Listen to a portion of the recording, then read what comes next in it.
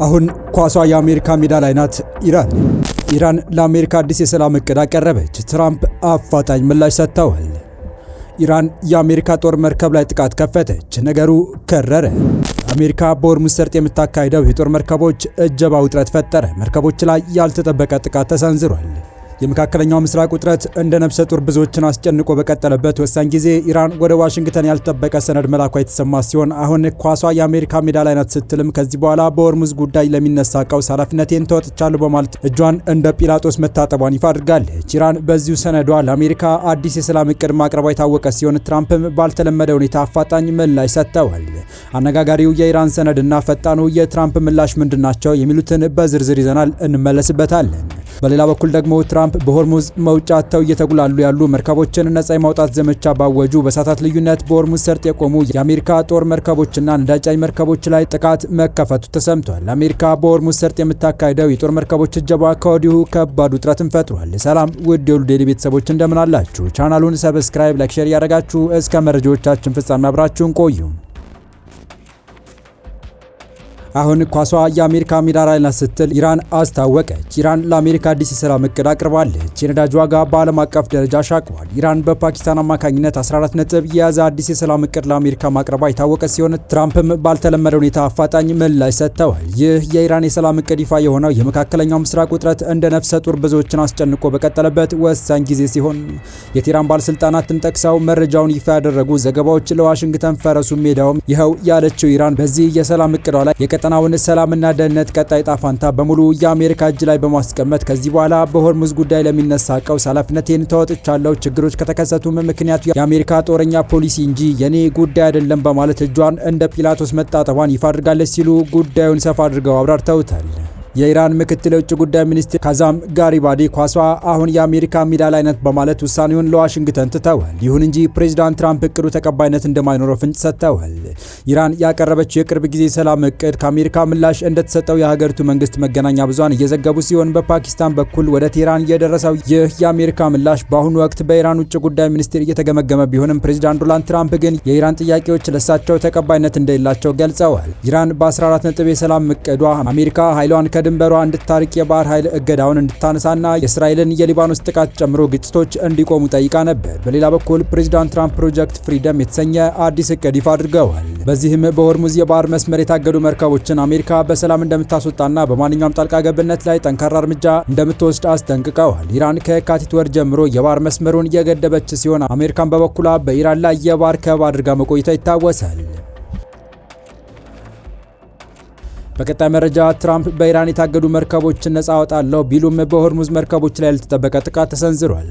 አሜሪካ በሆርሙዝ ሰርጥ የምታካሂደው የጦር መርከቦች ማጀብ ውጥረት ፈጠረ። አሜሪካ በሆርሙዝ ሰርጥ የሚያልፉ የንግድ መርከቦችን በጦር ኃይል ለማጀብ ፕሮጀክት ፍሪደም የተሰኘ ዘመቻ መጀመሯን አስታውቃለች።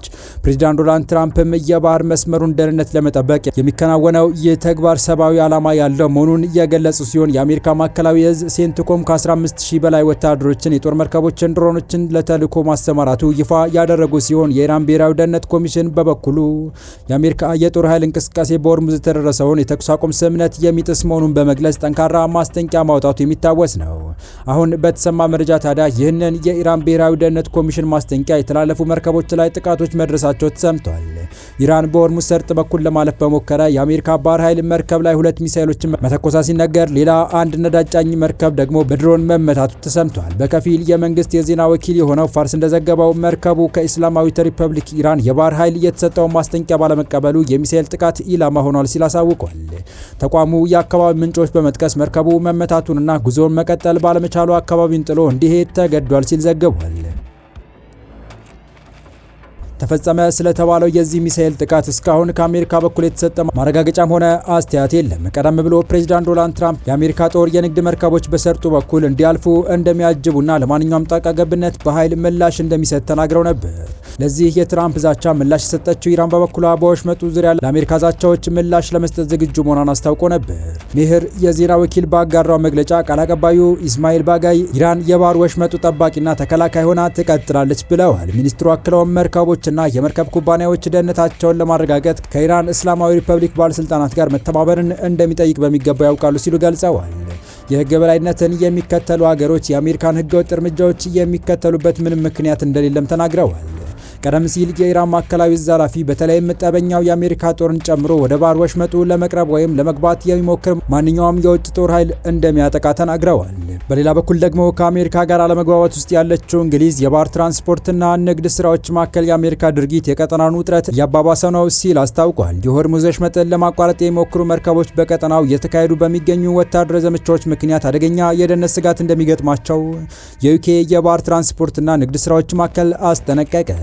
የባህር ትራንስፖርት ባለስልጣኑ መርከቦች የፈንጂዎችን አደጋ ወይም ለመጓዝ ባሰቡበት መስመር የሚኖር ሌላ የአደጋ ስጋትን ከግምት ውስጥ ሊያስገቡ እንደሚገባ ተናግረዋል። በወሽመጥ ውስጥ ማለፍ ወይም በጉዞ መለያ ስፍራው መጓዝ በጣም አደገኛ መሆኑን ባለስልጣኑ ጨምሮ ገልጿል። ምክንያቱም ያልተገኙና እንዲወገዱ ያልተደረጉ ፈንጂዎች ሊኖሩ እንደሚችሉ ወይም ደህንነቱ ያልተጠበቀ መስመር ሊሆን እንደሚችል አስጠንቅቋል። የጉዞ መለያ መስመር ማለት በሆርሙዝ ወሽመጥ የሚያልፉ መርከቦችን በሚመለከት እንደ አውሮፓውያን አቆጣጠር በ1968 የተደረሰ ዓለም አቀፍ ስምምነት ነው። ይኸው የኢራን ጥቃት የተከተለው ቴህራን ለትራምፕ የነጻ ማውጣት ዘመቻ ከበድ ያለ ማስጠንቀቂያ ማሰማቷን ተከትሎ ነው። የኢራን ጦር አሜሪካ ወደ ሆርሙዝ ወሽመጥ የምትገባ ከሆነ ጥቃት እንደሚፈጸም አስጠንቅቋል። የኢራን ጦር የአሜሪካ ባህር ኃይል ወደ ሆርሙዝ ወሽመጥ የሚገባ ከሆነ ጥቃት እንደሚፈጽም ማስጠንቀቁ ይታወሳል።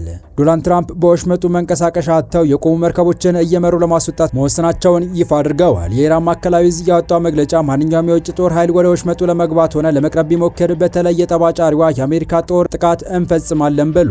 ሜጀር ጀነራል አሊ አብዱላሂ ኢራን በተደጋጋሚ ወሽመጡ በጦር ቁጥጥር ስር መሆኑንና ለማለፍ የሚፈልግ በሁሉም ሁኔታዎች ስር ከቴህራን ጋር መተባበር እንደሚያስፈልገው መናገራቸውን አስታውሰዋል። የጦሩ መግለጫ በኢራን መገናኛ ብዙሃን በሆነው ኢሪብ ተጋርቷል። እሁድ ዕለት ትራምፕ መርከቦቻቸው በሆርሙዝ ወሽመጥ የቆሙባቸውን ሀገራት እንደሚያግዙም ተናግረዋል። ይህንንም ተከትሎ የአሜሪካ ባህር ኃይል ወታደሮችና የጦር አውሮፕላኖች ዝግጁ ማድረጉን አስታውቋል።